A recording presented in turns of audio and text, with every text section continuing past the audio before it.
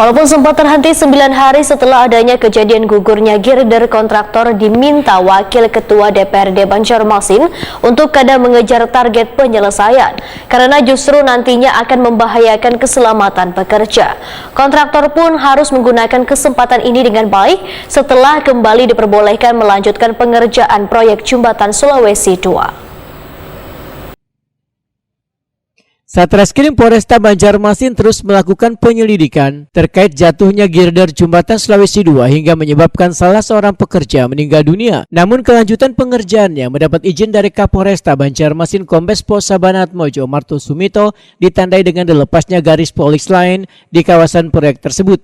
Besukan Selasa 1 November 2022. Wakil Ketua DPRD Banjarmasin Matnor Ali FSE Wahitakuni Prima TV menyatakan kontraktor harus menggunakan kesempatan setelah diperbolehkannya kembali melanjutkan pekerjaan proyek jembatan Sulawesi II dengan baik. Politisi Partai Golkar ini meminta kontraktor menerapkan SOP pada pekerja proyek yang tetap mengutamakan keselamatan serta karena tergesa-gesa untuk menyelesaikan pengerjaan jembatan tersebut. Walaupun sempat terhenti 9 hari setelah kejadian gugurnya girder tersebut, namun kontraktor ujar Matnor Ali F diminta untuk kadang mengejar target penyelesaian karena akibat mengejar target justru akan membahayakan keselamatan pekerja. Ya, hari ini sudah dibuka karena pembangunan tetap jalan, ya, proses hukum tetap jalan. Ya. Nanti kan sekarang kan masih di penyidikan, masih dalam penyelidikan, belum ditingkatkan ke penyidikan, ya, masih penyelidikan. Nanti kalau sudah ada tersangka baru dinaikkan penyidikan. Artinya proses masih berjalan, jadi supaya jangan menjadikan hambatan pembangunan daerah ini tetap jalan. Makanya hari ini sudah bisa dibuka proses pembangunan. Kita sayang waktu ya, sudah 9 hari tidak bisa melakukan karena sesuai dengan target bahwa ini harus selesai. Kalau Dewan sendiri melihatnya seperti apa?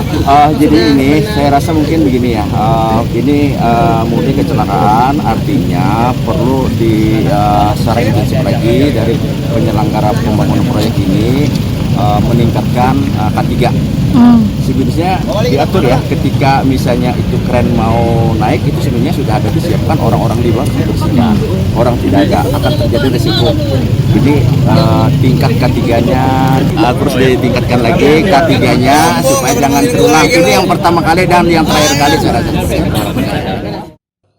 Matnor Ali F kembali mengingatkan pekerja untuk berhati-hati agar keselamatan bersama bisa saling terjaga.